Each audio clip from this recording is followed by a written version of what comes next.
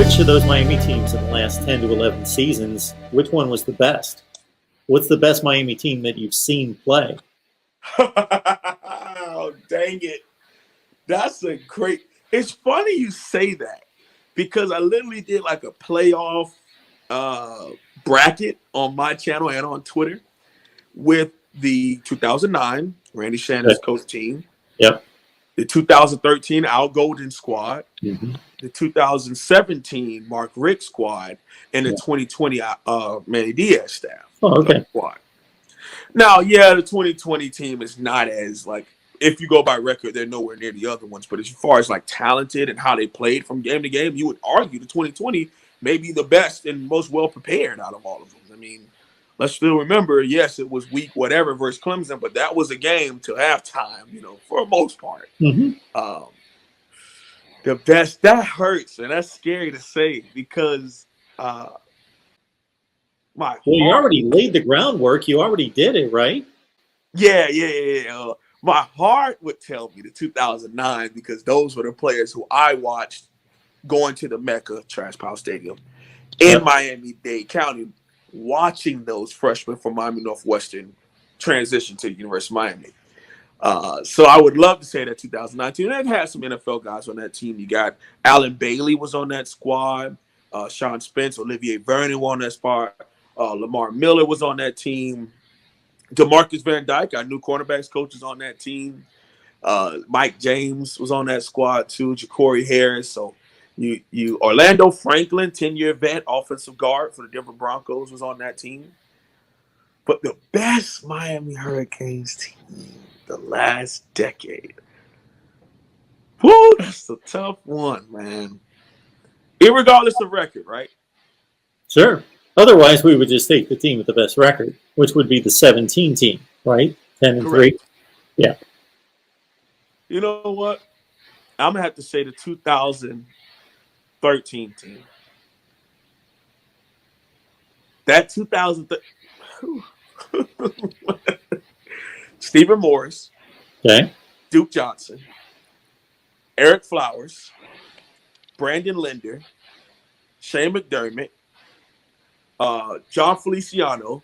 Santrell Henderson at offensive line. That's your quarterback, running back, offensive line. Okay. Every person I just named was in the NFL more than 3 seasons. Okay. Yeah. And one of them was a top 10 pick in Chantra and Eric Flowers, still in the NFL. John Feliciano now is doing big things at center. The highest paid center in the National Football League, Brandon Linder, is on that team. On that team also. Let's go out to the wide receivers. You got Stacey Coley. You have Philip Dorsett. You have Herb Waters. You have Rayshawn Scott. You have Malcolm Lewis on that team at wide receiver. At tight end, you have Clyde Walford, who was backed up at that time by Boa Sandland, who's Christopher Herndon was really young on that squad too. And you also had this number 82, Asante Cleveland, who was he didn't really do much. I'm just really kind of showing off my knowledge here with no pen or paper, guys. Oh, I love these conversations. I love going back in time. Straight knowledge. I mean, it was so bad. I'll get to the defense. One of my good friends bought NCAA all over, like the video game for the PS3, which had the factory rosters. I was able to name him every single player on the 2013, at least starters, height, weight, number, and hometown off the top of my head. No questions asked. Off this team, I'm about to spew off to you. All right. At nose tackle in the 34, you had Curtis Porter. At defensive end, you had Anthony Chickalo and Shayon Green. You also had Olsen, number 91. What's Olsen's first name? It'll come to me. Anyway, your inside linebackers, you had Denzel Perryman and Jimmy Gaines. You also had the young edge rushers of Al-Quadin Muhammad, who was drafted for the Saints, still in the NFL, starter for the Colts, and Tyreek McCord. We ruined that young man. He was big time, him. in my opinion. Number 17. You also talk about the secondary. You had Tracy Howard at corner. On the other side, you had Ladarius Gunter. You also had Antonio Crawford, number 21 at nickel. Free a strong safety, you had Casey Rogers, number 22. You had number 26, Rayshawn Jenkins. Number 6, Jamal Carter. Who else was in that secondary? 22 and 26 were my free and strong. So I got that. All my starters. Okay. That squad, listen, if they ran a 4-2-5, and if they had a spread multiple offense, man, oh man, Mark. Man, oh man, what we could have did. I mean, you also talk about that team. That was a team that went 7 straight, went up to Tallahassee, and played them. Duke Johnson gets hurt mid-second quarter, kind of breaks the heart of the team.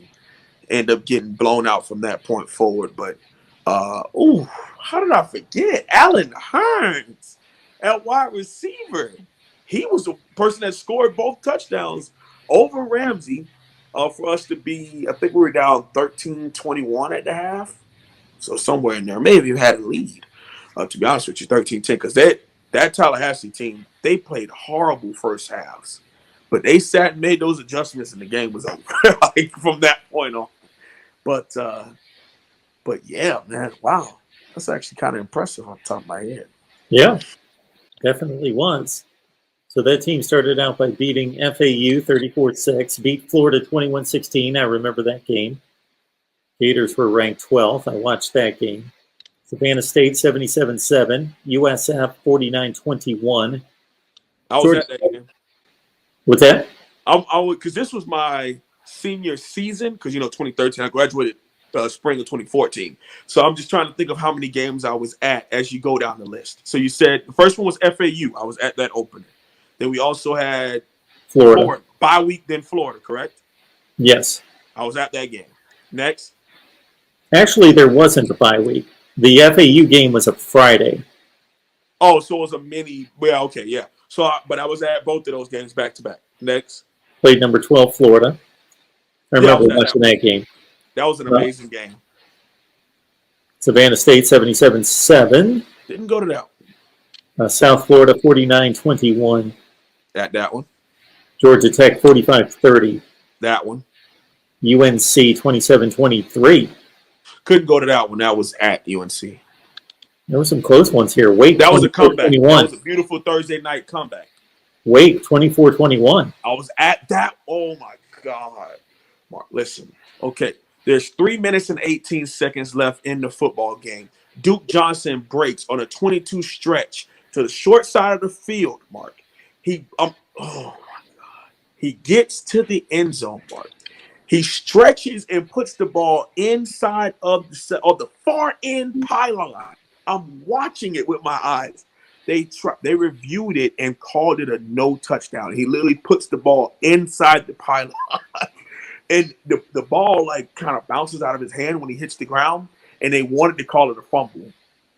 But they didn't and just said it was no touchdown. And it's clear. Please, if you ever get a chance, look up Duke Johnson's film versus Wake Forest and watch that play. It is mind-blowing that they didn't call that a touchdown. But keep going. Then came the Florida State game. I remember that one, 41-14. Of course, that Florida State team won the national championship. Lost to Virginia Tech 42-24. I'm not remembering how good Virginia Tech was in 13. I'm sure they were their typical 9-3, 8-4. That was homecoming of the 2013 season. We also wore the smoked out U uniform, gray top, white pants, white cleats and orange accessories, black and orange gloves, white helmet with the chrome mask, fading smoke to the ear, white at the top, end blown U's on the side of the helmet, and got destroyed by Virginia Tech. Third play of the game, Stacey Coley took an 83-yard wide receiver screen to the house. Miami did not touch the end zone again until the middle of the third quarter. Yeah, I'm looking at it right now. Logan Thomas, who is now a tight end in the NFL, was the starting quarterback for Virginia Tech. 25 of 31 for 366. Every time we got a big stage, every time. Just let me back up now so I can check out the rest of the schedule here. Shoot. Well, that's 2 consecutive losses. I think the third loss, shoot, no, I can't get back. Third one was Duke. Yes, 48-30. Yep. Oh, that Duke team made it to the ACC championship game. Yeah. Yep, and that Duke team also played Money Manziel in the bowl game. Yep. Yeah, which was a really good game, like a 52-48 game. It was a shootout. That was the Mike Evans come out show. He went for a list. Well, I mean, of course you had that play versus Bama, but that one was he had he had 8 receptions for 215 and 4 or 5 touchdowns. He went crazy in that game. Yeah. Duke was up by at least 17, if not 20 they jumped game. out And then, so 7-0 turned into 7-3, and then beat Virginia 45-26. Beat Pitt 41-31. I was at the Virginia game. Tracy Howard took the first play of the game for a screen pass, pick 6 to score. And he got pulled out the game because he was playing man instead of zone, and he got benched for the next 2 drives.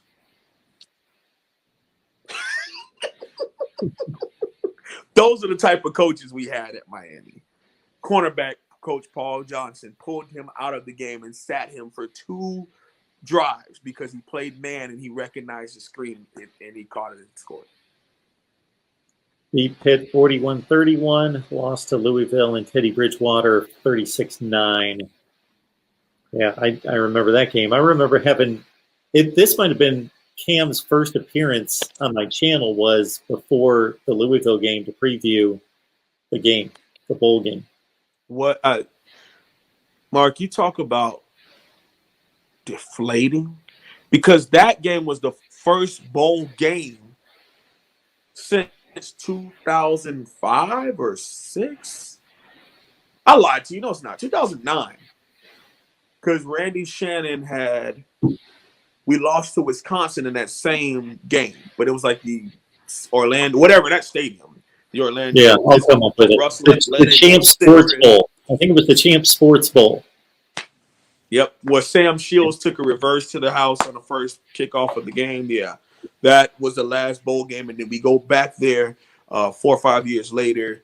And you got to remember, this was basically Miami versus Miami North. I mean, Louisville just was basically stealing who they kind of wanted out of Dade and Broward under Charlie Strong, especially because they had Teddy B, and he was big time in Dade at Miami Northwestern. So yeah. It was hurtful to watch. It was hurtful to watch. They also let me know that I forgot Deion Bush was the one rotational, because he didn't start that season. He was a rotational guy. But because KC 22 and 26 were the 2 starters, and Deion Bush Deion and Jamal Carter. Those were the only. I said Jamal Carter. I didn't say Deion Bush. Also, Artie Burns was on that team. So I missed 2, Artie and Deion Bush. Did Deion Bush play with the Steelers? No, that's Artie. Artie Burns played with the Steelers. That's right. Yeah. 25th overall. Yep. 2016 draft. Good stuff. Yeah. Finished at 9-4.